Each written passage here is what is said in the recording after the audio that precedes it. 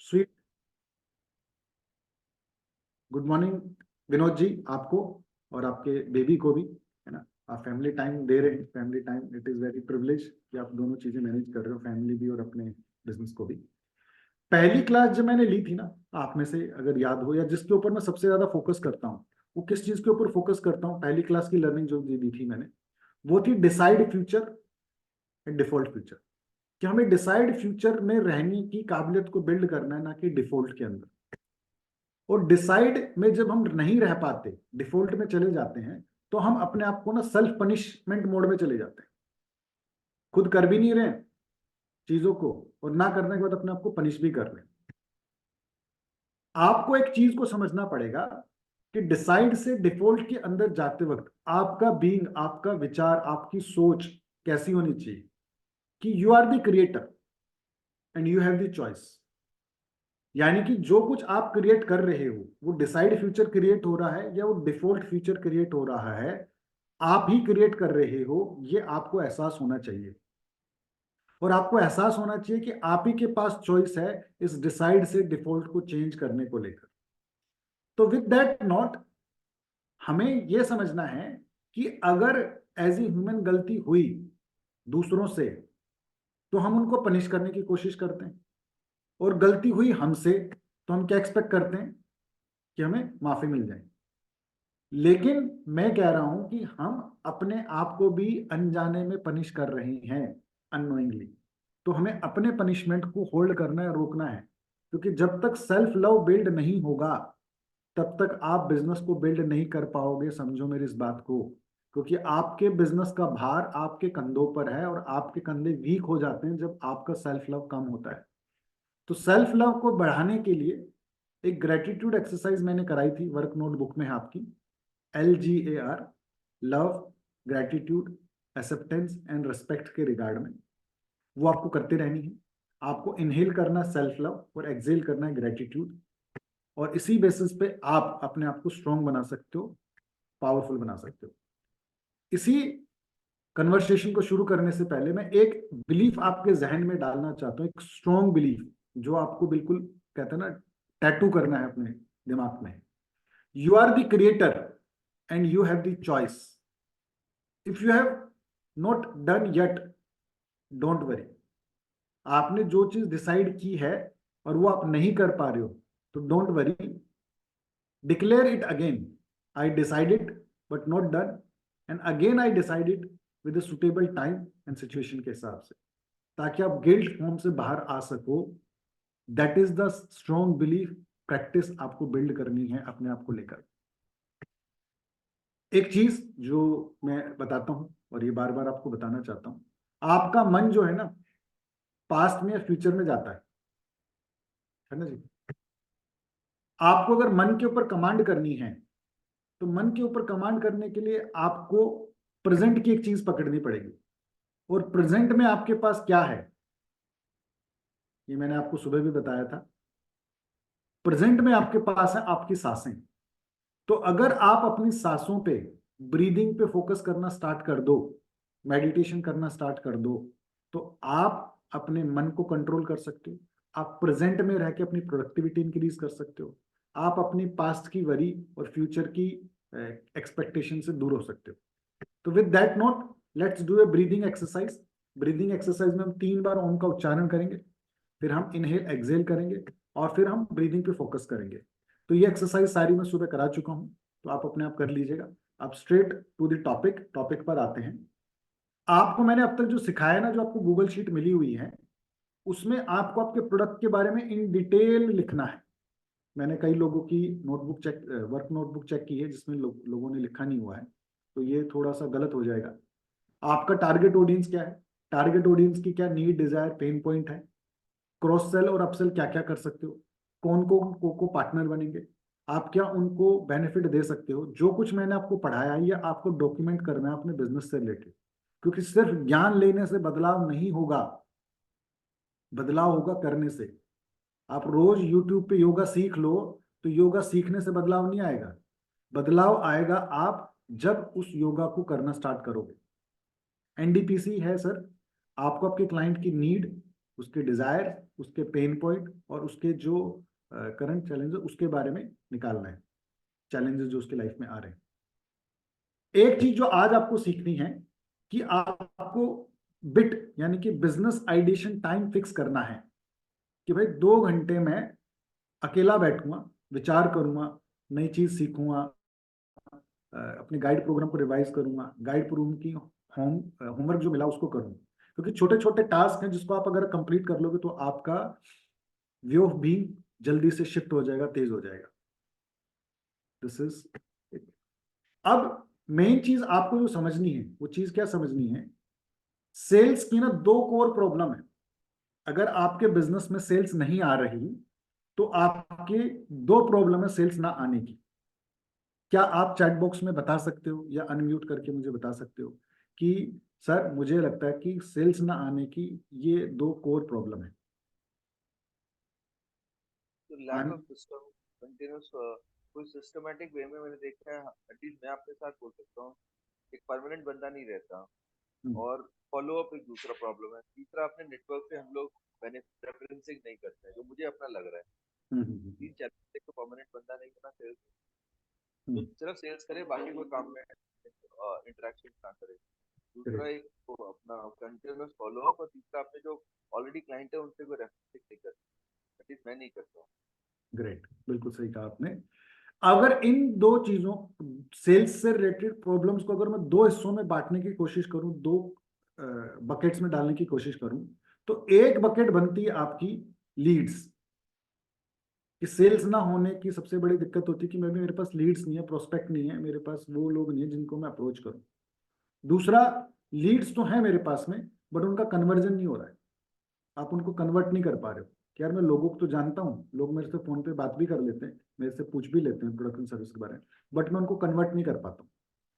तो इन दोनों प्रॉब्लम में से जो दूसरी प्रॉब्लम है कन्वर्जन वाली, क्योंकि आज की डेट में लीड्स तो कहीं ना कहीं से थोड़ी बहुत आपके पास आ रही है, तो क्यों ना हम कन्वर्जन का एक ऐसा सिस्टम बिल्ड कर ले, हमेशा हमेशा तक के लिए सीख लें, समझ लें, ताकि वो हमारे बार बार काम आ सके, जिसको हम यूटिलाइज कर सकें। ये हम डूइंग की बात कर रहे हैं, एक ऐसी डिजिटल एसेट बनाने की बात कर रहे हैं जो हमारे बार बार काम आएगी। तो उसको बोलते हैं हम PSB framework, that will help you in conversion. क्या, कि जब आप अपने क्लाइंट के पास, जो आपके पास एज ए लीड आया है, जिससे आप फोन पे बात कर रहे हो, मीटिंग कर रहे हो, तो आपको ये फ्रेमवर्क लगाना है। क्या, प्रॉब्लम, सॉल्यूशन एंड बेनिफिट। कि उस क्लाइंट की प्रॉब्लम को आपको सुनना है, उसको कुरेदना है। क्योंकि जब आप प्रॉब्लम को कुरेदते हो तो क्या होता है, दर्द होता है। दर्द होगा, फिर उसके बाद आपको मलहम लगाना है, उसका आपको सॉल्यूशन बताना है। क्योंकि जब तक आप उस प्रॉब्लम को कुरेदोगे ही नहीं, जब तक उस प्रॉब्लम को एग्जरेट नहीं करोगे, जब तक उस प्रॉब्लम को उसको दोबारा से एड्रेस नहीं करोगे, उसका इमोशनल पार्ट स्ट्रांग नहीं होगा। मैंने बताया था ना, बेनिफिट बताने से पहले आपको 4 चीजों को कंसिडर करना पड़ेगा। टाइम को, मनी को, उसके कंफर्ट को और इमोशन को। तो इमोशन ट्रिगर कब होगा, जब आप उसकी प्रॉब्लम को एग्जरेट करोगे, उसकी प्रॉब्लम के पेन को दिखाओगे, उसको कुरेदोगे कि ये प्रॉब्लम है आपके साथ में, ये दिक्कत हो रही है। तो ये कैसे पता लगेंगी, जैसा कि मैंने पिछली क्लास में बताया था, जब भी आप मीटिंग शुरू करो तो मीटिंग में पहला क्वेश्चन आपका क्या होना चाहिए, तो ये बता सकता है। मैंने पिछली क्लास में बताया था आप लोगों को, हमें हैबिट में लेकर आना उसको, कि सर आप मेरे से या मेरे प्रोडक्ट एंड सर्विसेज से क्या एक्सपेक्ट करते हो। तो जब आप उसको बोलते हो तो वो बताता है कि मैं आपसे एक्सपेक्ट करता हूं कि मेरा लोन 5 करोड़ का हो जाए, बिना डॉक्यूमेंट के हो जाए, ऐसे हो जाए, मुझे ये मिल जाए, वो मिल जाए। तो वो आपको अपना प्रॉब्लम बता रहा है, वो आपको अपनी उम्मीद बता रहा है, अपनी एक्सपेक्टेशन बता रहा है। दूसरा, अगर आपने रिसर्च कर रखा है अपनी टारगेट ऑडियंस का, और आपने अपने टारगेट ऑडियंस के पेन, आपकी प्रॉब्लम्स, डिजायर, चैलेंजेस के ऊपर रिसर्च करके लिखा हुआ डॉक्यूमेंट बनाया हुआ है, तो आपको पता है कि मुझे इसको बोलना क्या क्या है। तो जब वो आपके पास कन्वर्सेशन के पॉइंट होंगे, जब आप उसको बताओगे, उस दर्द को थोड़ा सा दबाओगे, तो जैसे दर्द दबेगा तो उसको महसूस होगा। फिर आपको सॉल्यूशन बताना है। तो मैं आपको प्रेजेंट करता हूं अपनी ये वाली सर्विसेज, मैं आपको प्रेजेंट करता हूं अपना गाइड प्रोग्राम। ये गाइड प्रोग्राम आपकी लाइफ में क्या बदलाव लाएगा। तो फिर आपको उस प्रोग्राम के बेनिफिट उसको एड्रेस करने हैं कि भाई इससे ये बेनिफिट आपको मिलेंगे। जैसे कि स्किन ड्राइनेस की प्रॉब्लम है तो क्रीम लेगा, बट व्हाट मोर, मतलब कि भाई आपकी सर्दियों में स्किन ड्राइनेस हो जाती है, तो स्किन ड्राइनेस है तो क्रीम लगा लो। तो उसकी प्रॉब्लम थी, आपने उसको सॉल्यूशन बता दिया, तो क्या वो बंदा ले लेगा? थोड़ी सी बात करते हैं इसके ऊपर, थोड़ी सी चर्चा करते हैं। किसी क्लाइंट की आपको प्रॉब्लम के बारे में पता लग गया कि भाई इस क्लाइंट को प्रॉब्लम है, जैसे आजकल सर्दियों में स्किन ड्राइनेस चल रही है, उसका सॉल्यूशन क्या है? क्रीम लगा लो, या कोई भी वो लगा लो, क्या बोलते हैं, ऑयली चीज, है ना? तो क्या इस तरीके से प्रोडक्ट बिक जाएगा कि प्रॉब्लम का पता लग गया, सॉल्यूशन का पता लग गया? क्या करना पड़ेगा?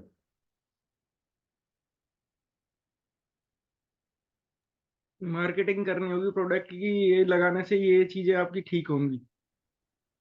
ओके, तो जो अभी हमने फ्रेमवर्क सुना है, प्रॉब्लम, सॉल्यूशन एंड बेनिफिट, इसी को अगर हमें एड्रेस करना हो तो मैं आपसे पूछना चाहूंगा, आजकल एक करंट में प्रॉब्लम चल रही है ड्राई स्किन की, उसका सॉल्यूशन क्या है? कोई क्रीम। क्रीम। आपको अगर प्रेजेंट करना हो, आपको अगर बताना हो, मैं आप सबसे पूछना चाहता हूँ, थोड़ा थोड़ा सा इनपुट दो, कैसे आप इस प्रोडक्ट को प्रेजेंट करोगे, क्योंकि हमें सब कन्वर्ट करना है ना क्लाइंट को। तो क्लाइंट सबसे को अगर पहले जी। सबसे पहले जो प्रोडक्ट जैसे क्रीम है, तो क्रीम का नाम कि ये क्रीम है सर, ये आपके लिए इसलिए यूज होगी, और मतलब आपके लिए यूजफुल होगी, इसलिए ये बेनिफिट बताने हैं मतलब कस्टमर को, नॉट फीचर। तो कैसे कैसे, वही तो पूछ रहे हैं ना। कि सर ये सर क्रीम है, ये मोमबत्ती से मोम से बनी हुई है, तो मोम की खासियत ये होती है कि जब आपकी एडी या कुछ फट जाती है तो मोम लगाने से वो बिल्कुल ठीक हो जाती है। इसके बहुत सारे एग्जाम्पल हैं। जैसे वो मोम पे जाएगा तो उसका जो पुरानी कहावत है तो उसका ध्यान उस पर आकर्षित होगा, तो हमने उसको फीचर बताया फीचर बताया है। बेनिफिट के साथ, कि ये अच्छा, लगाने से आपका ठीक होगा, ये बेनिफिट हो गया। फीचर मैंने लिया मोम से, क्रिएट किया कि मोम को के बारे में शायद उसको पता होगा। गुड अटेम्प्ट, बहुत अच्छी कोशिश है, बहुत बढ़िया। संदीप आप बोलो। हाँ, मैं कह रहा था कि सबसे पहले तो प्रॉब्लम एम्पलीफाई करना है कि हम्म जैसे काफी एड्स दिमाग में आता है, जैसे बोलते हैं ना कि क्या आपको दर्द हो रहा है, दांतों में दर्द है, आप ठंडा नहीं खा सकते हैं या कोई हार्ड चीज नहीं चबा सकते हैं, तो हम्म आपके लिए कोलगेट है, इसमें नमक है, इसमें कोल है, इसमें ये है, इसमें वो है। हम्म तो प्रॉब्लम एम्पलीफाई करना है और उसको विजुअल या उसको किसी पिक्चर फॉर्म में या किसी चीज में ऐसा हो दिखाएं कि वो रिलेट कर सके, और अगर प्रॉब्लम से रिलेट करेगा तो सोल्यूशन फिर ऑफर करें और फिर बेनिफिट की बात करें। मतलब उस ऑर्डर में जाएंगे तो रिलेटेबिलिटी बढ़ जाती है। गुड अटेम्प्ट, विवेक विनोद एक जी भाई आपकी तरफ से। योगी भाई जी, भाई मैं एक सजेशन देना चाहूँ। संदीप भाई जी ना बहुत लेंथी बोलते हैं। जब हम्म हम क्लास में हैं, तो हमारे पास एक लिमिटेड टाइम है। मैं हम्म बुरा मत मानना, मेरे को जो फील हुआ, एक हम्म सजेशन भी है, मैं सीख भी सकता हूँ। कि हम्म जब सामने वाला हमसे पूछ रहा है कि व्हाट एग्जैक्ट डू इट, कि मुझे क्या बोलना है, क्या करना है, तो उसी में आंसर दो। हम्म जैसे आपने प्रॉब्लम है और प्रोडक्ट तो पहले ही बता दिया था हम्म कि ये प्रॉब्लम है, फटी हुई है उसकी एडी, और इसमें क्या बताना है। हम्म। तो इसमें दो चीजें हैं दोनों के लिए। पहला ये है कि ये हम अगली क्लास में सीखेंगे कि कैसे हमें सजेशन फीडबैक देनी होती है ना? तो अभी अपनी नियत, आपका भाव बहुत प्यारा है, बट इस भाव के साथ में वो चीज़ वैसे लैंड नहीं की एज ए फीडबैक, है ना? तो ये हम अगले वाली क्लास में सीखेंगे, बड़ी जादू की छड़ी देने वाला हूँ आपको। दूसरा कि जो संदीप का पैटर्न है, वो पैटर्न मुझे दिख रहा है, वो किसी पास्ट की सिचुएशन से आ रहा है। तो उसके साथ जब मैं वन टू वन काम करूंगा तो उसको मैं तोड़ूंगा, तब उसके अंदर से निकालूंगा। तो मेरा क्वेश्चन आप लोगों से ये है कि भाई, प्रॉब्लम आपको पता लग गया कि ड्राई स्किन है, सॉल्यूशन आपको पता लग गया कि क्रीम लगानी है, तो आपको अगर ये प्रोडक्ट किसी को प्रेजेंट करना, तो आप कैसे प्रेजेंट करोगे? एज पर जो अभी हम डिस्कस कर रहे हैं, प्रॉब्लम सॉल्यूशन बेनिफिट फ्रेमवर्क। तो उसमें मैं आपको समझाना चाह रहा हूं, सबसे पहले आपको उस प्रॉब्लम को एग्जरेट करना होगा कि सर सर्दियां आ गई हैं, सर्दियों में स्किन फट जाती है, और फटी हुई स्किन एक परमानेंट निशान दे जाती है जिंदगी भर तक के लिए। आपकी स्किन के ऊपर एक दाग धब्बा रह जाएगा, समाज में आपकी बेटी या आपका चेहरा बड़ा अजीब सा दिखेगा सर, फटी फटी सी स्किन। आपको मजा ही नहीं आएगा पूरा दिन काम करने में। आपका फोकस रहेगा कि लोग आपकी तरफ देख रहे हैं, क्योंकि आपकी लाल लाल सी रैशेज वाली शक्ल दिखेगी आपकी। आपका जो मार्केट में वो कहते हैं ना, एक लोगों की अटेंशन ज्यादा आ जाएगी गलत तरीके से। इसको अगर दूर करना है ना, तो ये जो क्रीम है ना हमारी, आप इस क्रीम को लगाओ सर, क्योंकि इसके अंदर बादाम का तेल है, जो आपकी क्रीम को, जो आपके पूरे दिन को, सुबह आपने लगा ली शाम तक आपकी स्किन को ना बिल्कुल मखमली रखेगा। लोग आपकी तरफ देखेंगे, ऐसे चमकता हुआ चेहरा दिखेगा, नूरानी, बिल्कुल गुलाबी टाइप का, पिंक पिंक सा दिखेगा। ये आपको एक ऐसी फीलिंग देगा पूरा दिन स्मेल की, कि आपको खुशबू सी आती रहेगी आपके अंदर से यूज करने के लिए। तो इफ यू नोटिस, मैं क्या करने की कोशिश कर रहा हूं कि पहले मैंने उस प्रॉब्लम को बढ़ाया, फिर अपना सॉल्यूशन बताया क्रीम, और फिर सॉल्यूशन के साथ में जो बेनिफिट है उन बेनिफिट्स को मैं उसको बता रहा हूँ किस तरीके से, ताकि वो उन 4 इमोशन पे किसी एक इमोशन पर रिलेट कर जाए। जब मैं इस तरीके से कन्वर्सेशन करूंगा तो कन्वर्जन के चांसेस ज्यादा बढ़ जाएंगे, रादर देन उसको ये बताने के कि सर आपको स्किन प्रॉब्लम है, मेरी क्रीम लगा लो, क्योंकि मेरी क्रीम सबसे अच्छी है, मेरी क्रीम के अंदर बादाम ऑयल डला हुआ है। भाई बादाम ऑयल डला क्या काम आएगा, वो उसको मखमली रख देगा, उसको गुलाबी गुलाबी पिंक देगा, उसके अंदर से जो थोड़ी सी स्मेल है वो बड़ी अच्छी सी आएगी, पूरा दिन उसके चेहरे से खुशबू आती रहेगी कहीं ना कहीं पे। तो जब आप अपने प्रोडक्ट को प्रेजेंट करो, तो उस प्रेजेंटेशन के अंदर आपको ये बिल्कुल ध्यान रखना है कि आपकी प्रेजेंटेशन के अंदर उस बंदे को बताते वक्त प्रॉब्लम का एग्जरेशन, साथ में सॉल्यूशन, और सॉल्यूशन के साथ में बेनिफिट बताने। और मैं आपको एक होमवर्क दे रहा हूं, जो मैंने आपका लिखा भी हुआ है, कि आपको कम से कम 5 case study as a pitch presentation ready करनी है अपने लिए, ताकि आप किसी से जब बात करो तो आप उसको ना बताओ, आप किसी और का एग्जाम्पल लेकर बताओ। जैसे कि मैं आपको बताता हूं कि हमारे एक मित्र थे, राजीव जी, पिछले 5-7 साल से बिजनेस कर रहे थे बिजनेस ओनर की तरह। वो अपने ऑपरेशन में, हायरिंग में, प्रोडक्ट प्रेजेंटेशन में, कन्वर्सेशन में बड़े उलझे हुए थे। 5 साल हो गए थे, बट उनको इतनी दिक्कत हो रही थी कि उनको समझ में नहीं आ रहा था कि वो पर्सनल लाइफ और प्रोफेशनल लाइफ को कैसे मैनेज करें। दोनों आपस में हलवा हो गई थी, घर पे भी दिक्कत रहती थी, बिजनेस में दिक्कत रहती थी, ना टीम को रिक्रूट कर पा रहे थे, ना होल्ड कर पा रहे थे, टीम छोड़ के जा रही थी, वापस से जीरो हो जाते, फ्रस्ट्रेटेड होते थे, कमा रहे थे लेकिन उस कमाई में उनको मजा नहीं आ पा रहा था। फिर वो मेरे से मिले, मैंने उनको गाइड प्रोग्राम के बारे में बताया, और गाइड प्रोग्राम में मैंने उनका एक ऐसा स्ट्रक्चर बनाया, ऐसी उनके साथ हैंड होल्डिंग करी, ऐसी चीजें स्टेप बाय स्टेप सिखाई, कि आज की डेट में उनको पता है कि जब इंटरव्यू लूंगा तो 5 क्वेश्चन क्या पूछूंगा उस बंदे को हायर करने से पहले, 3 दिन जब ट्रायल पर रखूंगा तो क्या क्या मैं ऑब्जर्व करूंगा इस बंदे के अंदर, 1 महीने के अंदर उसको क्या स्कोर कार्ड दूंगा कि उसके साथ मैं रह पाऊंगा या नहीं रह पाऊंगा। उसको मैंने सिखाया कि सर प्रोफेशनल रिलेशनशिप का मतलब होता है पैसा, और पर्सनल रिलेशनशिप का मतलब होता है प्यार। तो इसको डिफरेंशिएट करो, प्रोफेशनली जा रहे हो तो बंदे से कुछ ना कुछ लेकर आओ। तो जब मैंने उनको ये चीजें समझाई, बताई, तो उनकी लाइफ में इतना बड़ा बदलाव आया कि जो इंसान महीने का 1-1.25 लाख करता था, आज की डेट में वो 2.5 लाख रुपए कर रही हैं। उनकी टीम में 2 लोग रिक्रूट हो गए हैं, जो चीजें अपने आप ऑटोमेट कर दी उन्होंने। तो जब मैंने ये केस स्टडी बताई, तो अब आप लोगों को क्या बात समझ में आई, एक बार मेरे को बताओ। संदीप जी, विवेक भाई, धर्म, गाइड अटेंड करना है, क्या समझ में आया? गाइड अटेंड करना, रिलेटेबिलिटी है, मतलब मेरे साथ हम्म, रिलेटेबल एक्सपीरियंस है। हम्म। धर्म भाई, जब मैंने बोला ये वाली केस स्टडी बताई आपको, तो क्या समझ में आया? इसमें ये समझ में आया कि सर जो आपकी प्रॉब्लम है तो इसको मैंने पास्ट में, और जो आप जैसे जो कस्टमर से वो जूझ रहे थे उसको मैंने सॉल्व किया है। बहुत बढ़िया, बहुत बढ़िया।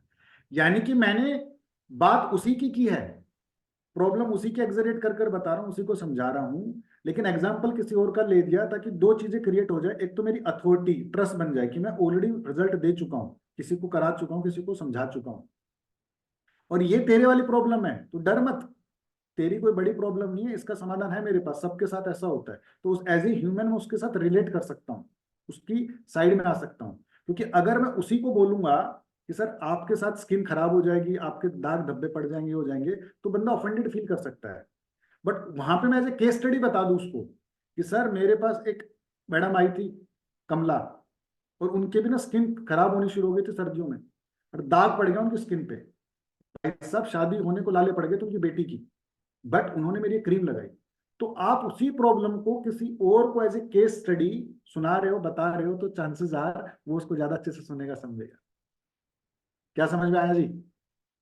तो ये वाला जो कॉन्सेप्ट मैं आपको सिखा रहा हूं, समझा रहा हूं, सिर्फ हम इसको थ्योरेटिकल नहीं समझेंगे, मैं आपके पीछे पड़ जाऊंगा अगले हफ्ते से कि भैया मेरे को केस स्टडी बनाकर दो, मेरे से वैलिडेट कराओ। जैसे कि आपने अपना इंट्रोडक्शन मैसेज बना रखा है, ऐसे आपको 5 केस स्टडी अलग अलग फील्ड, अलग अलग डोमेन की होनी चाहिए, ताकि जब उस बंदे से बात करो तो आपको पता रहे कि इसको कौन से वाली केस स्टडी सुनानी है, किसके अंदर कौन सा पेन दिखाना है, कैसे इसके ऊपर क्रिएट करना।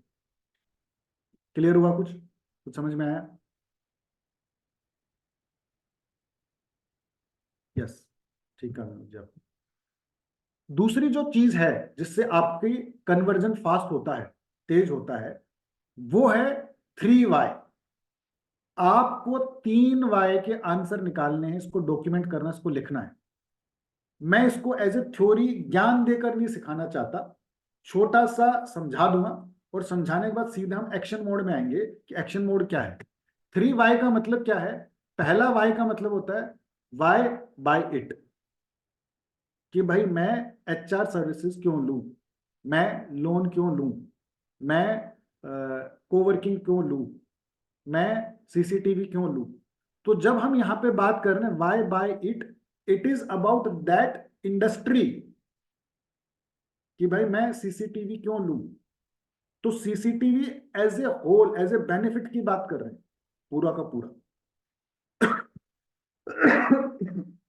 दूसरा आता है why buy it from you. जी ये तो समझ में आ गया कि लोन लेना है, CCTV लेना, कोवर्किंग लेना, HR सर्विसेज लेनी है, बट तुमसे क्यों लूं? यानी कि why buy it from you. तो आपके अंदर क्या ऐसी USP है, क्या ऐसी स्ट्रेंथ है, क्या ऐसी खास बात है कि आप ही से लेना, किसी और से नहीं लेना है। जब आप इस के सॉल्यूशन, इसके आंसर लिख लेते हो, फिर चीज आती है why buy it from you and why buy it now. भाई ये समझ में आ गया कि खरीदना है, ये समझ में आ गया कि आप ही से लेना है धर्म जी, HR सर्विसेज आपसे लेनी है, CCTV जी आपसे लेना है, जो प्रिंटिंग प्रेस है विवेक भाई वो आप ही से लेनी है। बट आज ही क्यों लेनी है? ले लूंगा बाद में। तो अगर हम इन 3 पॉइंट्स की पूरी मास्टरी करके लिख लें, तो आपकी एक ऐसी सेल्स स्क्रिप्ट रेडी हो जाएगी, जब आप बंदे से बात करोगे आपको पता रहेगा पहले क्या बोलना है, फिर क्या बोलना है, फिर क्या बोलना है। जब आप मास्टरी कर लोगे तो आप अपनी टीम की मास्टरी करा दोगे। टीम का बंदा अगर छोड़ के चला जाए तो नया बंदा आएगा तो आपको वापस से स्क्रिप्ट पकड़ा दोगे, ये स्क्रिप्ट अभी पकड़ ले, ऐसे ऐसे बोलना है। Are you getting? कि मैं आप लोगों को क्या देना चाह रहा हूं? एक ऐसा टूल देना चाह रहा हूं जो सिर्फ थ्योरेटिकली नहीं सीखोगे, practically as a digital asset बन जाएगी, जो आपके बार बार काम आएगी। इसको एग्जाम्पल की तरह लेते हैं। एक केस स्टडी मैंने पढ़ी थी, एक बंदा पेस्ट्री बेचता था। तो पेस्ट्री जो बेचता था लोगों को, तो उसको देखा कि पेस्ट्री के तो और 2-4 दुकान है, तो लोग मेरे पास ही क्यों आए। तो जब वो पेस्ट्री जिसको बेचता था, तो उस पेस्ट्री के साथ में वो ग्रीटिंग कार्ड भी देने लगा। तो ये उसकी एक USP बन गई, उसकी स्ट्रेंथ बन गई, क्योंकि जो पेस्ट्री खरीद रहा है तो किसी ना किसी स्पेशल मोमेंट के लिए खरीद रहा है। यानी कि कोई केक खरीद रहा है, पेस्ट्री खरीद रहा है, तो किसी ना किसी स्पेशल मोमेंट के लिए खरीद रहा है ना। उस स्पेशल मोमेंट को और स्पेशल बनाने के लिए उसने क्या किया, उसको ग्रीटिंग कार्ड देना शुरू कर दिया कि सर ये पुराने जमाने में चलते थे, लोग बड़ा पसंद करते थे, ये ग्रीटिंग कार्ड में आपको गिफ्ट कर रहा हूँ पेस्ट्री के साथ में। आप 4 बातें उस इंसान को जिसको दोगे हैप्पी एनिवर्सरी पे, मैरिज पे, उसको ये 4 बातें लिखकर और दे देना ग्रीटिंग कार्ड के अंदर, वो आपको बहुत अच्छा फील करेगा।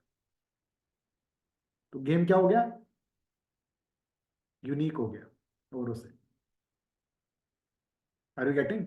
तो आपको आपके बिजनेस के बारे में सोचना है, आपको आपके बिजनेस के बारे में सोचना है कि लोग आपसे क्यों, आपके इस प्रोडक्ट को क्यों खरीदते हैं, पहला।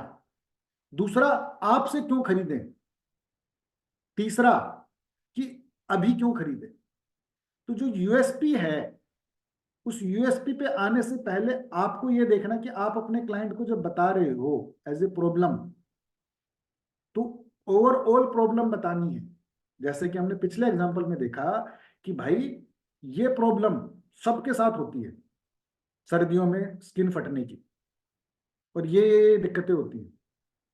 मेरी वाली लोगे तो उसमें बादाम का तेल लगा हुआ है, डला हुआ है, जो और कंपनियों के अंदर नहीं है, और इसको आज ही खरीद लोगे तो ये आपको कल तक इसका समाधान भी कर दिखा देगी। Are you getting? तो ये दोनों जो वर्ड हैं, ये दोनों जो पैरामीटर हैं, ये दोनों ही पैरामीटर आपको आपके सेल्स कन्वर्जन में बहुत ज्यादा मदद करने वाला है। तो थोड़ी सी शेयरिंग करते हैं हम यहां से वापस से, एज ए एग्जांपल वापस से, है ना। जैसे कि प्रियंका डील करती है कोवर्किंग को लेकर, तो कोवर्किंग क्यों लेना चाहिए किसी भी इंसान को? कि जी आपका समय बचता है, आपका ना ऑपरेशन कॉस्ट बच जाती है, आपकी चिकचिकबाजी खत्म हो जाती है ना, आपको as per budget, as per need मिल जाता है। आपका बजट कम है तो कम में पैसे दे दो, ज्यादा है तो ज्यादा टीम बैठा लो। तो ये जो सारी चीजें बोली जाएंगी, ये कहाँ से आएंगी? Why coworking. फिर वो पूछेगा कि ये तो बड़ी अच्छी चीज बताई, बट मैं आपसे क्यों लूं? सेक्टर 12 वाला कोवर्किंग क्यों ना ले लूं, या सेक्टर 7 वाला क्यों ना ले लूं? आप समझ पा रहे हो मैं क्या समझा रहा हूं आपको? कि भाई हम बहुत बार पहले ही स्टेज की बातें करते हैं, दूसरे स्टेज की बात ही नहीं कर पाते, इसीलिए हमारा कन्वर्जन नहीं होता है। तो दूसरी स्टेज क्या है कि सर पूरे द्वारका में हमारा ही कोवर्किंग ऐसा है जो 7 दिन खुला रहता है, क्योंकि कहते हैं भगवान और मौत कब आ जाए पता नहीं रहता सर, और क्लाइंट भगवान है। सैटरडे संडे उसने बोला मिलना है तो कहाँ जाओगे? हमारा कोवर्किंग खुला रहता है सर। हमारा ही कोवर्किंग सर ऐसा है जो द्वारका मेट्रो स्टेशन के सामने है, बिल्कुल ट्रेडिशन के पास। तो क्लाइंट को आपको बताना उसको दिक्कत नहीं होगी कि इस गली में आओ, उस गली में आओ, वैसे आओ वैसे आओ। वो सीधा आके पहुंचेगा और आपको ऐसा देखेगा कितनी जबरदस्त जगह ऑफिस ले रखा है, आपकी इज्जत बढ़ जाती है सर। तो आपको उसको अपनी यूएसपी बतानी है, 10-12 यूएसपी की आपके पास लिस्ट होनी चाहिए, और उस यूएसपी को बताते वक्त आपको उसके बेनिफिट दिलवाने हैं, ताकि उस बेनिफिट को वो देख सके। जैसे कि आपकी यूएसपी क्या है? 7 days ओपन, समझ पा रहे हो? बट इससे उसको रिलेट नहीं होगा ना जब तक कि आप उस यूएसपी के साथ बेनिफिट नहीं बताओगे कि सर भगवान और मौत का नहीं पता कब आ जाए, और क्लाइंट आपके लिए भगवान है। और भगवान जब आएगा आप ये थोड़ा बोलोगे कि जी संडे आज मैं नहीं आ सकता, मिलूंगा नहीं। कहाँ मिलोगे? किसी कौन उसमें कैफे में, रेस्टोरेंट में, जब चारों तरफ आवाजें आवाजें होंगी, क्या इंप्रेशन जाएगा सर? हमारा खुला हुआ है ना, आप आइए। तो आपने उस यूएसपी को बेनिफिट से रिलेट किया, तो बेनिफिट में हमने क्या चीजें बोली? या तो टाइम के बारे में बात करो, या मनी के बारे में बात करो, या फील फैक्टर के बारे में बात करो, इमोशन के बारे में बात करो। Now I wanted your thought on this. जैसे कि विनोद जी ने बोला अगर कोई यूएसपी ना हो तो यूएसपी डिस्कवर करनी पड़ेगी सर। हम कई सालों से बिजनेस कर रहे हैं, कुछ ना कुछ तो यूएसपी होती हैं, वो यूएसपी नहीं पता और नहीं है तो बिल्ड करनी पड़ेगी। भाई जैसे जो पेस्ट्री बना रहा था, वो पेस्ट्री वाला कह रहा था मेरी फ्रेश है, बिल्कुल मेरी सबसे टेस्टी है। तो क्या साइड वाला पेस्ट्री वाला ये बोल रहा हूँ मेरी बासी है जी, मेरी में टेस्ट नहीं है? साइड पेस्ट्री वाला ये बोलता है क्या? वो भी यही बोलेगा कि सर मेरी पेस्ट्री भी फ्रेश है।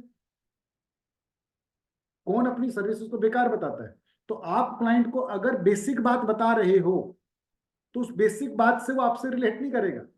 आपको कुछ ऐसी चीज डालनी पड़ेगी जो सिर्फ आपकी है। जैसे कि उसने ग्रीटिंग कार्ड डाल दिया, आपने बोला कि सर मैं लोन दिला सकता हूँ, ये तो सब दिला देंगे। सर मैं सीसीटीवी कैमरा दिला दूंगा, तो सब दिला देंगे। कि सर मैं अच्छी सर्विस दूंगा सीसीटीवी कैमरा में, आपने बोला, तो क्या लेगा आपसे वो? विवेक जी, प्रियंका जी, संदीप जी, कोई तो सभी सीसीटीवी बोलते हैं। सीसीटीवी दे रहा है जी, आपने बोला मैं सीसीटीवी दूंगा उसको, ठीक है जी बहुत बढ़िया, बहुत अच्छी सर्विस दूंगा, आपने ये भी बोला, तो लेगा।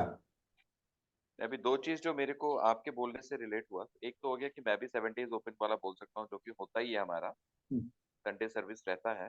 हम्म। सेकेंडली जो मुझे दिख रहा है, एक सेकंड डायरेक्टली एक सेकंड रिलेट नहीं एक होता लेकिन सेकंड इनडायरेक्टली बोलूंगा। नहीं, यहीं पे मैं रोक के बोलूंगा, बड़ी अच्छी चीज बोली।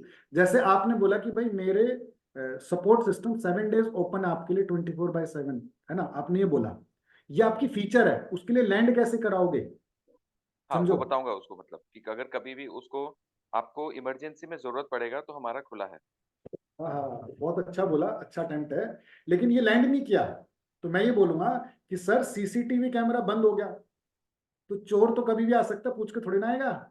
कोई दुर्घटना घटेगी तो कभी घट सकती है, रात दे रात कभी भी इमरजेंसी आ सकती है। तो आपको शब्द बोलने पड़ेंगे जिससे उसका पेन कुरे दें, वो रिलेट कर पाए, उसका इमोशन कटे। तो सर हम 24 घंटे सातों दिन खड़े हैं, आप बोलना आपका सीसीटीवी ऑन हो जाएगा, क्योंकि सीसीटीवी लगाते कब है, ज्यादातर दिक्कतें चोरियां या गड़बड़ तब होती है जब सीसीटीवी बंद हो रखा होता है किसी भी टेक्निकल फॉल्ट की वजह से। हम सातों दिन खड़े हैं। तो मैं यहाँ पे क्या बताना चाह रहा था, जो अच्छा एग्जाम्पल मिला, कि बहुत बार हम बोलते हैं सर बोल तो दिया, बट हम उसको रिलेट ही नहीं करा पाते उन 4 फैक्टर से। जब तक रिलेट नहीं कराएंगे तो रिजल्ट कैसे लाएंगे। तो हमें अपनी 5 ऐसी case studies with this note ready करनी है। वैसे तो एक इस और एग्जांपल डिस्कस करना जी था। जी जी जी। तो जैसे हमारी लाइन पे, मैं नॉर्थ ईस्ट की बात कर रहा हूँ, स्पेसिफिकली हमारे लाइन से जो मेजर प्रॉब्लम है वो ये है कि एक बंदा अगर, क्योंकि सीसीटीवी है या इंटरेक्टिव पैनल का भी, एक बार खरीदने के बाद आपको वो बंदा फोन नहीं पिक करता है या रिसीव नहीं करता है, राइट? हम्म, या वो आप उसको कांटेक्ट नहीं कर सकते जरूरत के समय पे।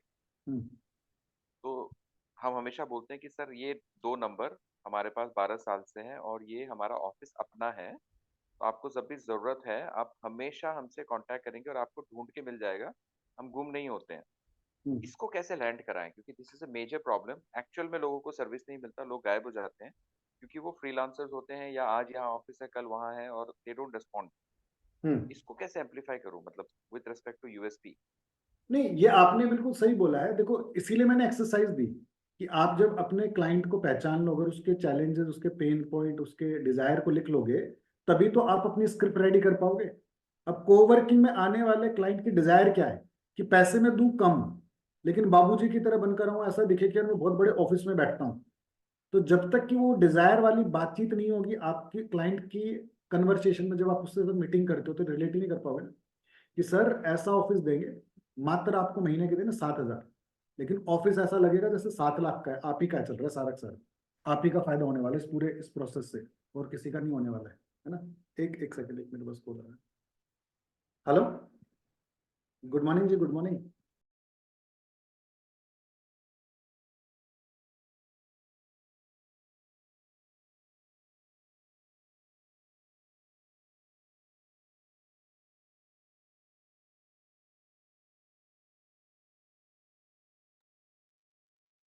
तो माय थॉट इज, आप सोचो इसके ऊपर, अपने इस एक्सरसाइज जो पेन पॉइंट वगैरह इनको लिखो, फिर जब हम 1 to 1 करेंगे उसके अंदर इसकी स्क्रिप्ट को रेडी करेंगे कि बोलना क्या और किस तरीके से बोलना है, क्योंकि जो आपने बोला वही पेन है, उसी पेन को एक्सरेट करना है।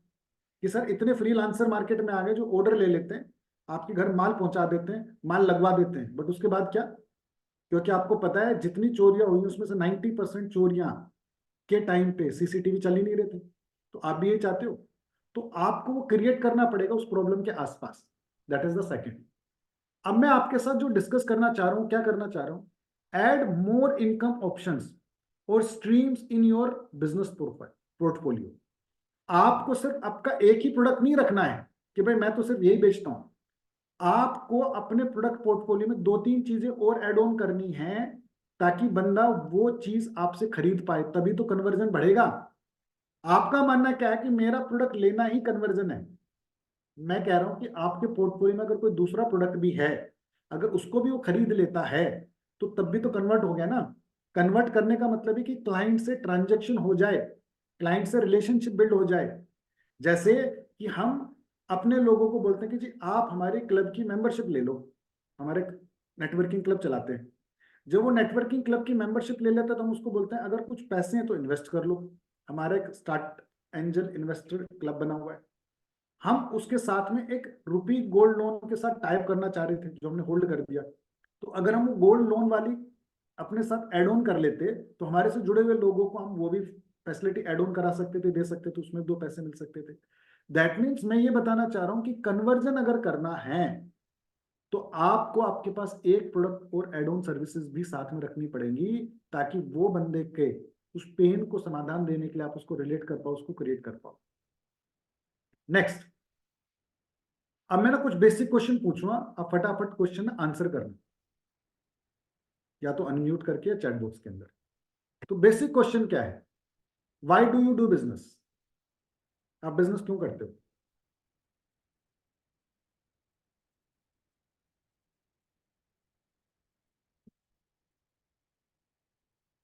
समझदार हो गए हो जी आप सारे?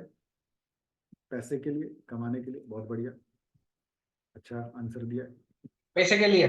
बहुत बढ़िया, ये तो आपके खून में चला गया है, प्रॉफिट कमाने के लिए। और आपको जो पैसा आता है, प्रॉफिट आता है, कैसे आता है?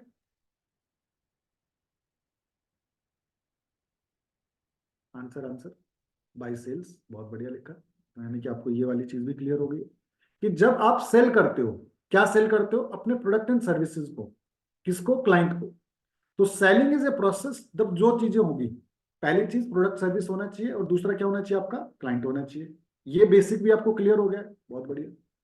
तो are you sure that you are clear on all these 3 basic aspect of business? क्या आप 100% श्योर हो कि जो 3 एस्पेक्ट हैं, सेलिंग, आपका प्रोडक्ट एंड सर्विस, और आपका क्लाइंट, कि आपको इसके बारे में पूरी तरीके से पता है, इन डिटेल पता है, आपने पीएचडी कर रखी इनकी, कि सेलिंग क्या है, कैसे साइंस है, कैसे की जाती है, किस तरीके से की जाती है, मेरा प्रोडक्ट एंड सर्विसेज क्या है, मेरा प्रोडक्ट के अलावा दूसरे का क्या है, किस तरीके से है, मेरा क्लाइंट क्या है। महसूस हो रहा है? मैं कह रहा हूं अगर आपको ये 3 चीज क्लियर है, तो वट आपको पता है, what to sell, whom to sell and how to sell. महसूस करो, हम बेसिक की बात कर रहे हैं बिजनेस के, लंबी चौड़ी नहीं। अरे बिजनेस में जिसमें हम बहुत लंबे टाइम से काम कर रहे हैं, हमने अपने बिजनेस के बेसिक्स, बुनियाद को बिल्ड ही नहीं कर रखा, और बिना बुनियाद के हम इतनी मेहनत कर रहे हैं। सोच कर देखो, अगर आपने बुनियाद बना ली तो क्या आप कमाल करने वाले हो, सोच कर देखो, 2024 कितना पावरफुल कर दोगे। Are you clear how you get clients? कि आपके पास जो क्लाइंट आते हैं, क्या आप क्लियर हो कैसे आते हैं? जैसे हमने बात की थी ना कि 3 ही तरीके हैं, रेफरेंसेस से, ऑनलाइन से, ऑफलाइन से। तो आपके लिए कौन सा मॉडल काम कर रहा है? लास्ट टाइम मैंने बताया था ट्विटर, जिसका नाम चेंज हो गया है। तो ट्विटर भी एक तरीका है मार्केटिंग करने का, क्लाइंट तक पहुंचने का। बट क्या आपके लिए है? ऐसे आपको आइडेंटिफाई करना है कि कौन कौन से आपके लिए तरीके काम करते हैं। अगर आप देखो इन तरीकों में से पिछले 3 महीने, 6 महीने, 12 महीने में मेजोरिटी ऑफ क्लाइंट कहां से आए हैं?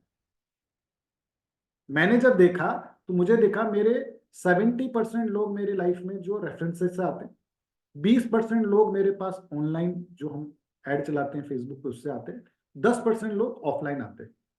आप अपने बिजनेस का बेसिक्स चेक करो कि आपके पास क्लाइंट आने का तरीका क्या है, आपके पास जो क्लाइंट पहुंचता है कैसे पहुंचता है। और सबसे मजे की बात, सिंस बर्थ आपके पास एक ही एसेट थी, वो थी कनेक्शंस की,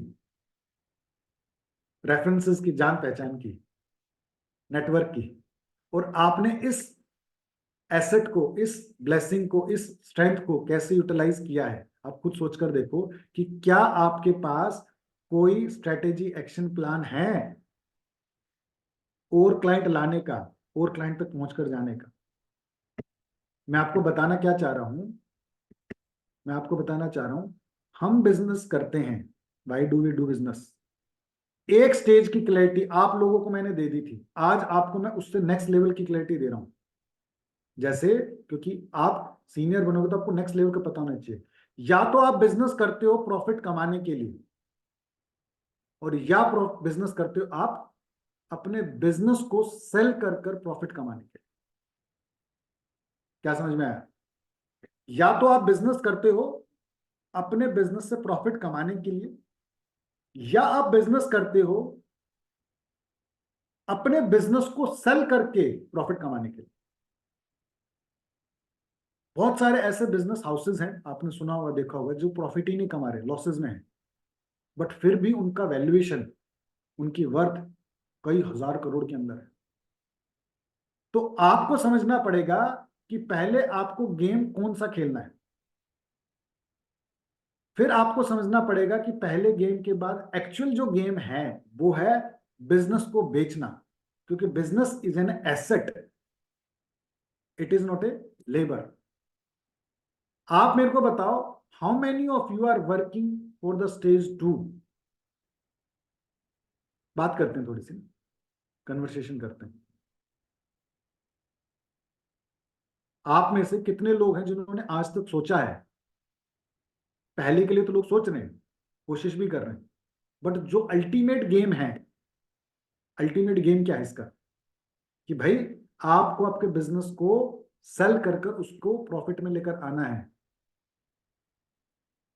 तो क्या आपने इसके ऊपर सोचा है? Build business in such A way so that in future you can sell your business.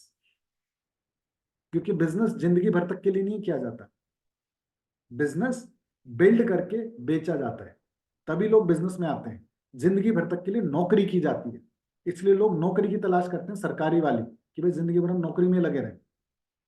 Business का जो करिश्मा है, बिजनेस की जो एक्चुअल वर्थ है, वो इसलिए की जाती है क्योंकि बिजनेस के अंदर बहुत सारा अबंडेंस है, पैसे की, समय की, शोहरत की, इज्जत की, घूमने फिरने की।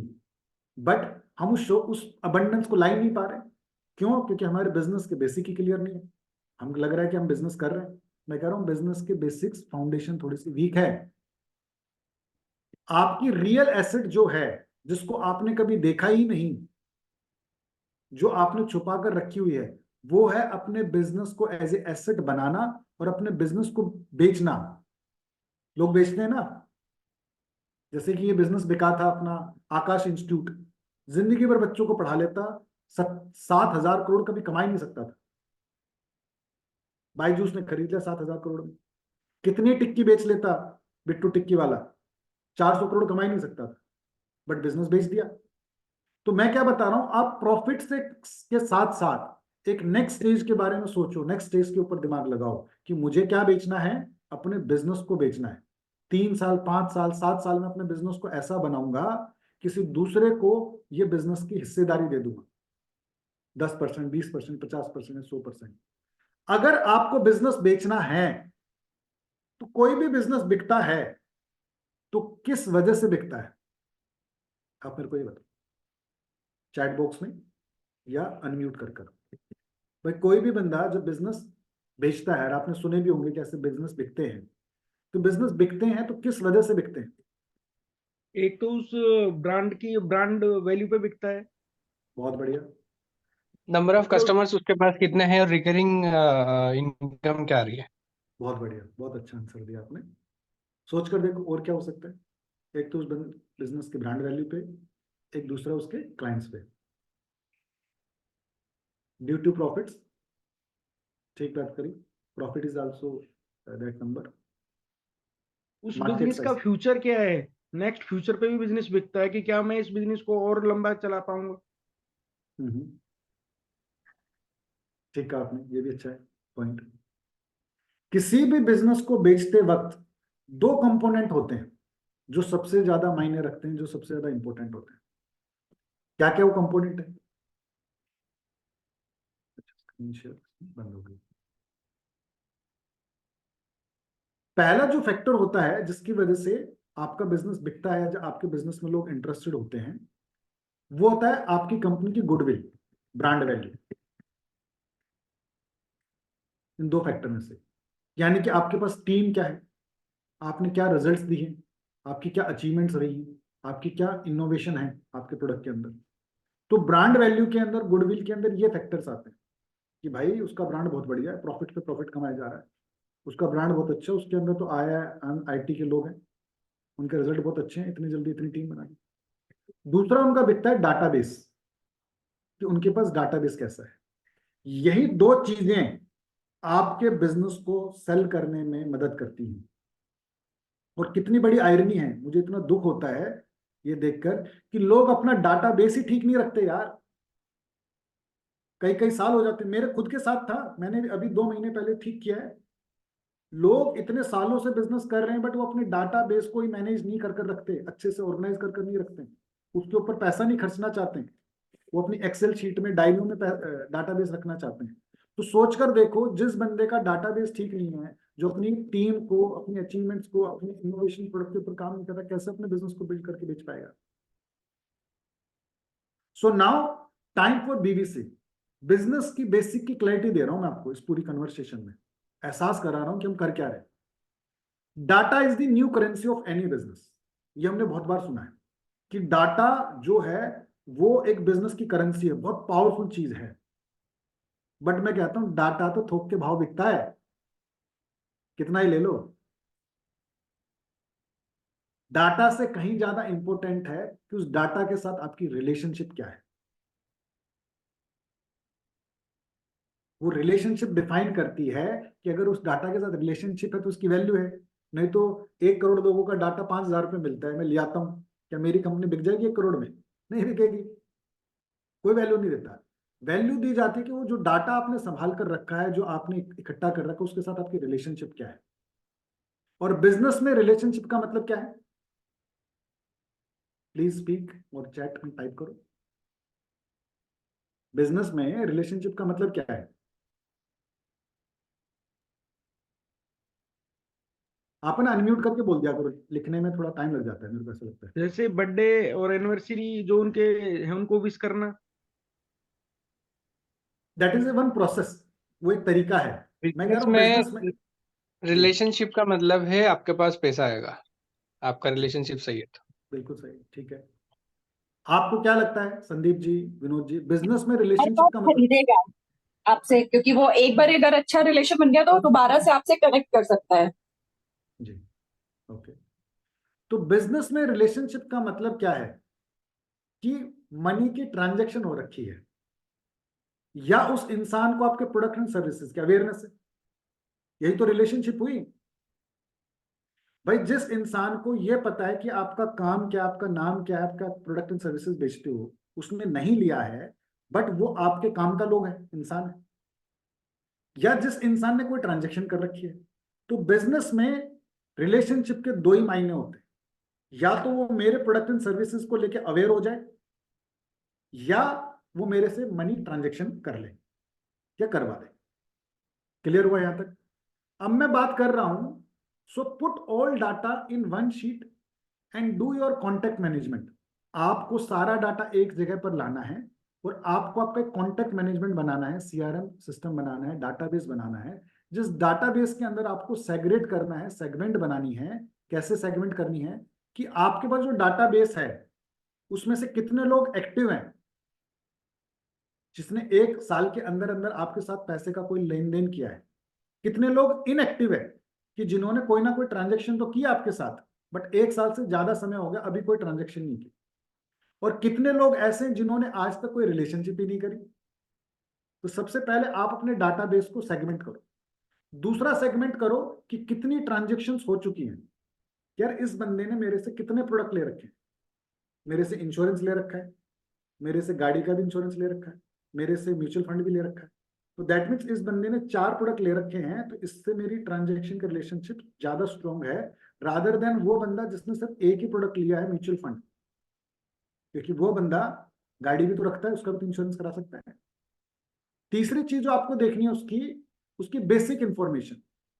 हमें बेसिकली कुछ इंफॉर्मेशन किसी क्लाइंट से चाहिए होती है, तो वो इंफॉर्मेशन कितनी भरी हुई है हमें वो अपने डाटाबेस के अंदर डालनी है। जब हम ये डाटाबेस को ऐसे डिफरेंशिएट करते हैं तो हमारा डाटाबेस की एक स्ट्रेंथ निकल कर आती है, उसकी एक औकात नजर आती है, उसकी एक वैल्यू नजर आती है। क्योंकि इसी के बेस पर आपकी दो जो चीजें निकल कर आई थी कि आपके डाटाबेस से क्या होनी चाहिए, आपकी रिलेशनशिप। रिलेशनशिप देखने के 2 तरीके कि ट्रांजेक्शन कितनी हो रखी है, अवेयरनेस कितनी हो रखी है। तो जब आप ऐसे टैगिंग कर दोगे तो आपको पता लग जाएगा ना कि आपके साथ कितनी उनकी रिलेशनशिप एग्जिस्ट करती है, किस बेस पे करती है। अब सबसे इंपॉर्टेंट चीज जो मैं बताने वाला हूं, जिसके लिए आप और मैं मेहनत करते रहते हैं बिजनेस के अंदर, वो क्या है कि आपको क्या चाहिए बिजनेस में? क्या चाहिए बिजनेस से भैया, बोलना पड़ेगा। चैट बॉक्स में नहीं लिखवाएंगे, अनम्यूट करते रहो, बात करते रहो, ताकि मुझे बता रहे 9 बजे तक खत्म करनी है हमने क्लास। मनी, मनी, मनी, पैसा एंड पैसा। Brand value. पैसा एंड ब्रांड वैल्यू। मैं कहता हूं बिजनेस में हम चाहते हैं कि हमें पैसा मिले, प्रॉफिट मिले, यही तो हम चाहते हैं, यही तो मैं आपके खून में डाल रहा हूं बार बार। तो मैं कह रहा हूं पैसा इज करेंसी। मैं कह रहा हूं लेकिन बिजनेस में करेंसी का मतलब 3 करेंसी होती हैं। जब आप किसी इंसान से चाहो कि मुझे कुछ इससे मिले, तो ये 3 चीजें हैं करेंसी की। पहली चीज वो है मनी, दूसरी चीज स्वेट, पसीना, मेहनत, एफर्ट उसका। तीसरी चीज सोशल एंड रेफरल। तो करेंसी के 3 टाइप होते हैं। हम एज ए बिजनेस ओनर सिर्फ एक ही टाइप समझते हैं, वो पैसा। मैं कहता हूं कोई बंदा आपके लिए काम कर दे, अपना एफर्ट लगा दे उस काम को लेकर, कि भाई मेरे को एक डिजाइन बनवाना था, है ना, मेरी किसी ने मदद कर दी डिजाइन बनाने में, उसने पैसे नहीं लिए, तो ये एफर्ट जो उसने स्वेट एफर्ट डाला है, ये भी तो इक्विवेलेंट टू मनी है। किसी ने सोशली मेरे को किसी से कनेक्ट करा दे, रेफरेंस दे दिया, तो ये भी तो इक्विवेलेंट टू करेंसी है। तो आपको किस चीज पे फोकस करना है? If you are not able to get first money, अगर आपको लगता है कि आप किसी इंसान से बिजनेस में पहली चीज नहीं ले पा रहे, धर्म को पैसा कैसे मिलेगा, और संदीप को पैसा कैसे मिलेगा, विनोद को पैसा कैसे मिलेगा? जब लोन बिकेगा या सीसीटीवी बिकेगा, जब एचआर की सर्विसेज होंगे। बट मैं कुछ भी नहीं ले रहा आपसे, तो इसके लिए मैं आपके लिए क्या हो गया? यूजलेस इंसान हो गया। भाई आप ही ने कहा कि बिजनेस में पैसा चाहिए, और पैसा आएगा जब प्रोडक्ट एंड सर्विसेज बेचोगे, है ना। तो मैं कह रहा हूं product and services is one part, आप उससे 2 पार्ट और हैं जो ले सकते हो। उसके एफर्ट्स ले सकते हो, आप मेरी नॉलेज ले सकते हो, मेरे से ज्ञान ले सकते हो, क्योंकि मेरा ये प्रोडक्ट है। आप मेरे से रेफरेंसेस ले सकते हो। आपके बिजनेस मॉडल में अगर आप इन 2 चीजों पे फोकस नहीं कर रहे बची हुई, तो आप आधी एनर्जी वेस्ट कर रहे हो, क्योंकि आपने बिजनेस के बेसिक की क्लैरिटी ही नहीं ली कि आपके बिजनेस में पैसे के अलावा 2 और इंपॉर्टेंट फैक्टर जो आप उससे ले सकते हो, जो आप उससे निकलवा सकते हो। बिजनेस ओनर की आइडेंटिटी क्या है? आप मेरे को बताओ भाई, आप बिजनेस ओनर हो, आपकी आइडेंटिटी क्या है? क्या पहचान है आपकी? थोड़ा बात करते हैं। प्रोडक्ट अवेयरनेस जी बहुत बढ़िया। आपका, विनोद जी, संदीप जी, एक बिजनेस ओनर की पहचान कैसे, आपकी पहचान कैसे होती है कि आप बिजनेस ओनर हो? कि मैं दूसरों को एम्पावर कर रही हूँ। ठीक है। कमिटमेंट, बिजनेस प्रोडक्ट का कमिटमेंट जो हम बोलते हैं वो करते हैं। हाँ, तो ये तो आपकी चारित्रिक गुण की बात होगी आपकी। मैं कह रहा हूं आपकी पहचान कहां से होती है? आपकी पहचान जो होती है ना, आपके काम से होती है, आपके प्रोफेशन से होती है। आप लोगों को अगर ये बता रहे हो मैं बिजनेस करता हूँ, बिजनेस करता हूँ, आधी बात बता रहे हो, आप उस बिजनेस में क्या करते हो, वो काम क्या है, जब तक आप इसकी अवेयरनेस नहीं दोगे लोगों को, तो आपकी आइडेंटिटी कहां से बनेगी? तभी तो अवेयर होंगे ना। तो चेक करो आपके काम को कितने लोग जानते हैं आपके सर्कल में कि आप ये काम करते हो। उनको ये तो पता है बिजनेस ओनर है, सरकारी नौकरी नहीं लगा हुआ, आईएएस ऑफिसर नहीं है, तो पता लग गया कि नहीं है भाई आईएएस ऑफिसर हमारा ये बंदा बिजनेस करता है, यही पता है। लेकिन बिजनेस में आपका बिजनेस ही नहीं पता, आपका प्रोफेशन नहीं पता, आपका काम नहीं पता, तो जो उसको पता है वो यूजलेस चीज होगी, आधी अधूरी चीज होगी। तो आप सोच कर देखो, अगर 1000 लोग हैं आपके कांटेक्ट में, 2000 है, 5000 है, कितने लोगों को आपको यह पता है एज ए आइडेंटिटी कि आपकी आइडेंटिटी क्या है? मीन्स कि जब तक आप अपने प्रोडक्ट एंड अवेयर सर्विसेज की अवेयरनेस नहीं दे दोगे लोगों को, तो आप कैसे एक्सपेक्ट कर सकते हो अपनी सेल्स कि भाई मैं ये प्रोडक्ट एंड सर्विसेज देता हूं। So why do you sell? वापस से वही क्वेश्चन आ गया, आप क्यों बेचते हो? टू गेट मनी, पैसा लेने के लिए। Let's confront and discuss. एक बार चर्चा करेंगे थोड़ी सी ना औकात की बात। औकात तो वर्ड ऐसा हो जाता है, लोग डर जाते हैं इस वर्ड को सुनकर। मैं कहता हूं एक बार है ना अंदर झांक कर देखेंगे, व्हाट यू आर डूइंग, आप कर क्या रहे हो? आप बिजनेस बिल्ड कर रहे हो या बिजनेस को खोद रहे हो? महसूस कर देखो कि you are a business owner, you are saying कि I am building the business. आप अपनी बिल्डिंग बना रहे हो बिजनेस की, या गड्ढा खोद रहे हो?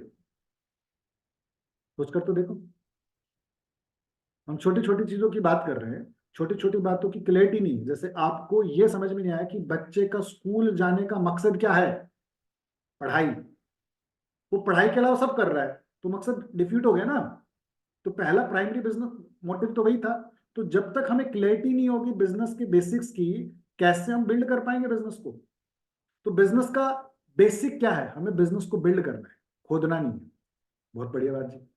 तो if you are out from office, अगर आप 1 महीना अपने बिजनेस से बाहर चले जाओ, आउट हो जाओ, तो सोच कर देखो क्या होगा।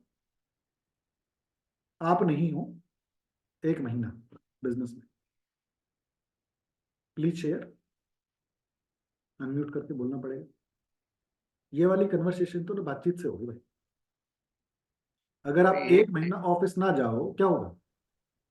मेरा ऑफिस तो काफी उड़ जाएगा, सिस्टम, प्रोसेस, रिजल्ट, सेल्स, अगर मैं नहीं जाता तो।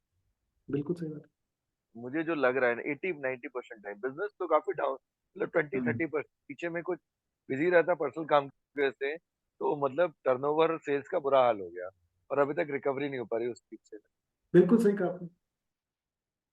यही चीज रेवेन्यू फीलिंग, जीरो हो जाएगा। रेवेन्यू जीरो हो जाएगा।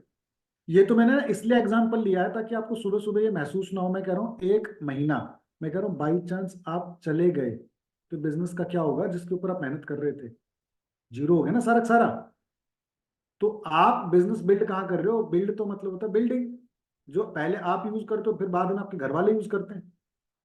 तो आपके ना रहने से क्या होगा?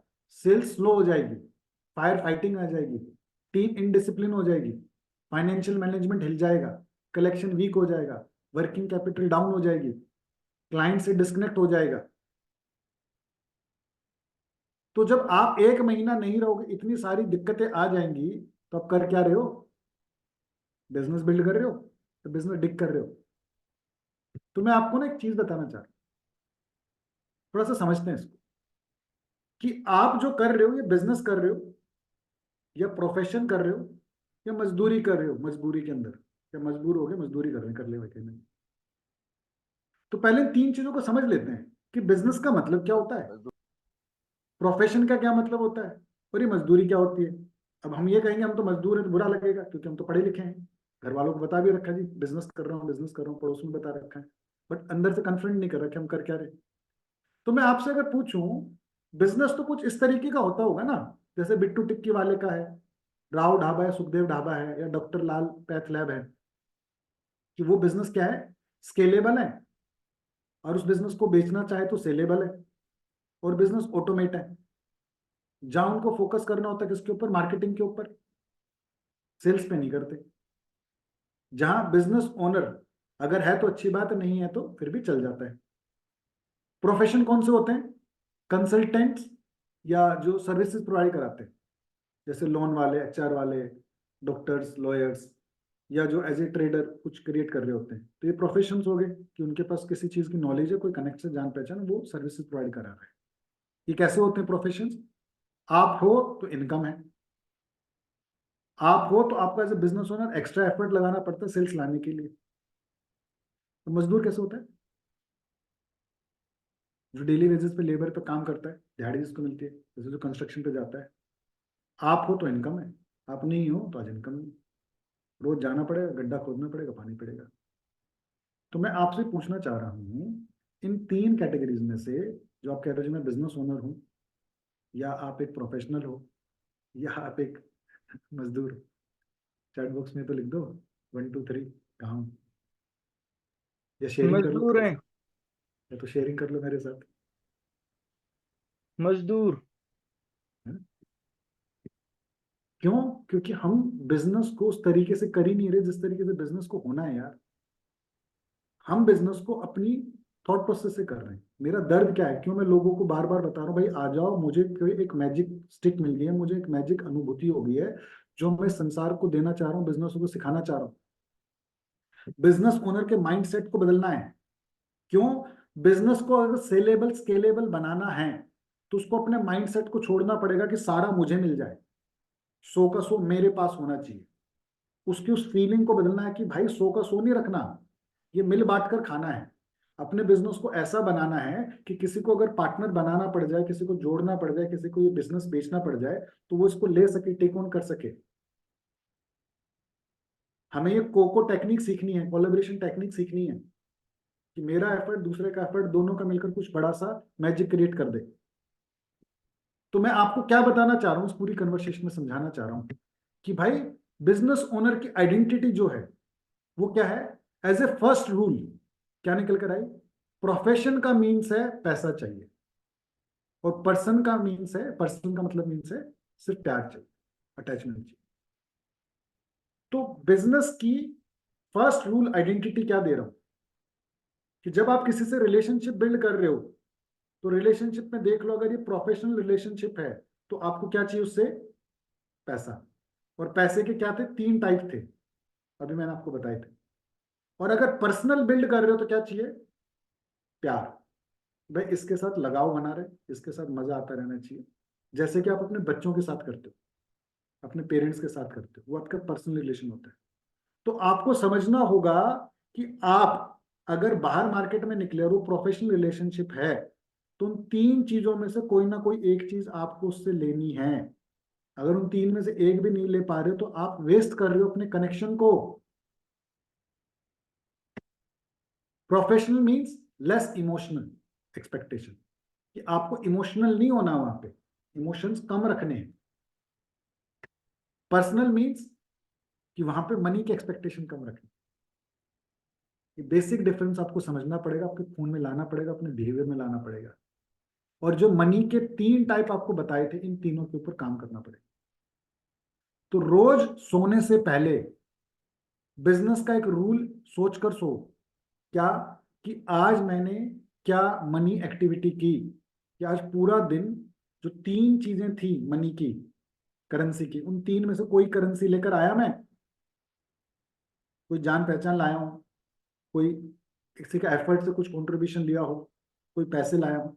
तो अगर इन तीनों में से कुछ भी नहीं कर रहे, रात को सोने से पहले सोचकर सोना है आपको, कोई लीड आई हो, कोई रेफरेंस आया, कोई कनेक्शन आया हो, कोई पैसा आया हो, कोई नई चीज किसी ने कोई सिखाई हो, बताई हो, तो इसका मतलब आपने पूरा दिन वेस्ट कर दिया है। आपने आज अपना कर्म अच्छे से नहीं निभाया है। तो अब बात करते हैं हमारे नेक्स्ट टॉपिक की, जो लास्ट टॉपिक है हमारा, that is BJP. In market है, पूरी डिमांड में। तो बीजेपी का मतलब है बायर जर्नी पाथ, कि आपके पास जब बंदा आता है और जब प्रोडक्ट लेकर चला जाता है, इस पूरे प्रोसेस में वो क्या क्या टच पॉइंट एक्सेप्ट करता है, कहां कहां पे आपको टच करता है। यानी कि एज ए स्ट्रेंजर आता है आपके पास और आपका फैन बन जाता है, अगर आपने उससे अच्छे से रिलेशनशिप बनाई है, अच्छे से सारी चीजों को निभाया है साथ में। तो ये बायर जर्नी के स्टेप्स के ऊपर हमें काम करना है। इसके स्टेप्स क्या होंगे, इसकी स्टेजेस क्या होंगी, मैं आपको अभी बताऊंगा, सिखाऊंगा। इस स्टेप्स और स्टेजेस में वो कुछ आपसे क्वेश्चन पूछता है। पहली स्टेज पे अलग पूछता है, दूसरे पे अलग पूछता है, तीसरे पे अलग पूछता है। तो क्या वो फ्रीक्वेंटली आस्क्ड क्वेश्चन की लिस्ट आपने बना ली? उसके कुछ ऑब्जेक्शंस रहते हैं, तो क्या आपने फ्रीक्वेंटली आस्क्ड ऑब्जेक्शन की लिस्ट बना ली? वो आपसे जो आपको मिलेगा, वो मिलेगा जब आप अपने क्लाइंट के पास जाओगे जिन्होंने आपसे प्रोडक्ट लिया है और जिन्होंने नहीं लिया है और जो ले सकते हैं, और उनसे कुछ फीडबैक लोगे, उनसे कुछ क्वेश्चन पूछोगे। जैसे कि मैं अपना एग्जांपल देता हूं, मेरा फ्रंट एंड प्रोडक्ट क्या है? मेरा फ्रंट एंड प्रोडक्ट है लोगों को बुलाना और उनको 1 दिन की मास्टर क्लास के बारे में बताना। तो जब बंदा मास्टर क्लास में आएगा तो मेरे से अलग अलग क्वेश्चन पूछता है, उसके अलग अलग ऑब्जेक्शन रहते हैं। मास्टर क्लास में लाने के बाद में 1 दिन के प्रोग्राम के बाद में मैं उसको बुलाता हूँ 1 क्वार्टर की 90 डेज के गाइड प्रोग्राम में, तो उसके अलग क्वेश्चन पूछेगा, उसके वहां के अलग ऑब्जेक्शन रहेंगे। जब वो इस स्टेज पे आ जाता है फिर मैं उसको बुलाता हूँ 1 साल की हैंड होल्डिंग में अपने प्रीमियम क्लब में, तो प्रीमियम क्लब के अलग क्वेश्चन रहेंगे, वहां के अलग ऑब्जेक्शन रहेंगे। और जब वो प्रीमियम क्लब में आ जाता है तब मैं उसके साथ करता हूँ एज ए कंसल्टिंग पार्टनर, कि भाई मैं तेरे बिजनेस में हिस्सेदारी कर रहा हूँ, तेरे साथ मिलकर काम कर रहा हूँ, एज ए पार्टनर तू मेरे को ऑन बोर्ड ले ले और मेरे को रिक्रूट कर ले और एक लंबे विजन को जीते। तो मेरी 4 स्टेज हुई, 1 दिन की क्लास, 1 क्वार्टर की क्लास प्रोडक्ट, 1 साल का प्रोडक्ट और एक लाइफ लॉन्ग का प्रोडक्ट। ये अलग अलग स्टेज है, अलग अलग स्टेज पे अलग अलग क्वेश्चन होंगे, अलग अलग क्वेरीज करेगा, अलग अलग थॉट रखेगा। तो ऐसे ही आपको आपके बिजनेस की बीजेपी तैयार करनी है, बायर जर्नी का पाथ बनाना है, कि जब ये बंदा आएगा तो इसको मैं क्या मैसेज भेजूंगा, क्या क्वेश्चन होंगे, इस स्टेज पे होगा तो क्या भेजूंगा। क्योंकि हर स्टेज पे अलग केस स्टडी सुनानी है, हर स्टेज पे अलग बात उसको समझानी है, अलग चीज क्रिएट करानी। तो एक बार हम रिवाइज कर लें अभी तक जो हमने देखा है, समझा है। और रिवाइज का मेरे को एक ही माध्यम समझ में आया, वो रिवीजन का है कि क्यों ना मैं अपनी स्लाइड्स को क्विकली रिव्यू कर दूं, ताकि उस रिवीजन से आपको सारी चीजें फटफट से क्लियर हो जाएंगी। तो मैं आपको फटाक से रिवाइज करा देता हूँ आज की क्लास। आज की क्लास में हमने देखा कि यहाँ से कि आपकी गूगल शीट में कुछ टास्क ऑलरेडी डिफाइंड है, जो आप लोगों ने किए नहीं है, उनको करना है। आपको डेली कम से कम 2 घंटा बिजनेस आइडिएशन के लिए निकालने, होमवर्क के लिए निकालने। बिजनेस की 2 कोर प्रॉब्लम की बात की हमने, सेल्स की, बेसिकली बिजनेस की, सेल्स की। सेल्स में सबसे बड़ी दिक्कत 2 ही होती है, लीड्स का ना आना, और लीड्स अगर हैं तो उनका कन्वर्जन ना हो पाना। तो कन्वर्जन हम 3 तरीके से कर सकते हैं, हमने 3 चीजें सीखी। एक PSB business model, problem solution business model सीखा। दूसरा 3 Y का सीखा। तीसरा हमने सीखा कि कोई add on product and services भी अगर आप अपने साथ जोड़ लेते हो तो उससे भी आपका कन्वर्जेशन फास्ट हो जाता है, कन्वर्शन फास्ट हो जाता है। फिर हमने कुछ बिजनेस के बेसिक के क्वेश्चंस की बातचीत की, और हमने देखा कि बिजनेस के 2 मकसद होते हैं, एक प्रॉफिट कमाना और एक बिजनेस को बेच के प्रॉफिट कमाना। बिजनेस तब बिकता है जब आपकी गुडविल और डाटाबेस अच्छे से ऑर्गेनाइज होता है। तो डाटाबेस अगर अच्छे से क्रिएट करना है तो उसके साथ रिलेशनशिप बिल्ड करनी पड़ेगी। रिलेशनशिप कैसी होनी चाहिए? 2 तरीके से, मनी ट्रांजेक्शन की या प्रोडक्ट अवेयरनेस की, और उसको हमने टैग मार्क किया। फिर हमने देखा कि 3 तरह की करेंसी होती है, और हमने फिर देखा कि बिजनेस ओनर की आइडेंटिटी क्या है, पहचान क्या है, उस पहचान में हम क्या कर रहे हैं आज अपने साथ में, किससे में दिक्कत कर रहे हैं। और हमने एक रूल समझा आज कि आपको आपकी रिलेशनशिप जिससे भी बनानी है तो ये दिमाग लगाना है कि आप उससे प्रोफेशनल रिलेशनशिप बनाना है, पर्सनल बनाना है। फिर हमने बीजेपी की बात की, और ये सारी चीजों के साथ में हम आज अपनी इस प्रेजेंटेशन डिस्कशन के कंक्लूडिंग पॉइंट पे हैं, लास्ट पॉइंट पे हैं, जहां मैं आपको ये बताना चाहता हूं कि आपको अपने वॉइस नोट में जो कुछ समझ में आया वो ग्रुप में शेयर करना है। आज क्यों शेयर करना है? वॉइस नोट से क्या होगा, तो दूसरे लोग उसको सुन लेंगे, जो क्लास में नहीं आए उनको रिवाइज हो जाएगा। दूसरा, आपका एक्सप्रेशन स्ट्रांग हो जाएगा। तो आपको वॉइस नोट छोड़ना है। नेक्स्ट क्लास जो हम वेडनेसडे को करेंगे, वहां पे हम सीखेंगे हाउ टू से नो। पर्सनल प्रोफेशनल लाइफ में नो कैसे कहना है, नो क्यों नहीं कह पाते, नो कहने के क्या क्या बेनिफिट है, नो जब कहोगे तो क्या कुछ फायदा होगा, how to give feedback, how to do task delegation. ये सारी चीजें हम अपनी नेक्स्ट क्लास में पढ़ेंगे, डिस्कस करेंगे। तो आज के लिए सिर्फ इतना ही। मेरी तरफ से शुक्रिया, थैंक यू सो मच। किसी का कोई भी अगर क्वेश्चन है, कोई भी कुछ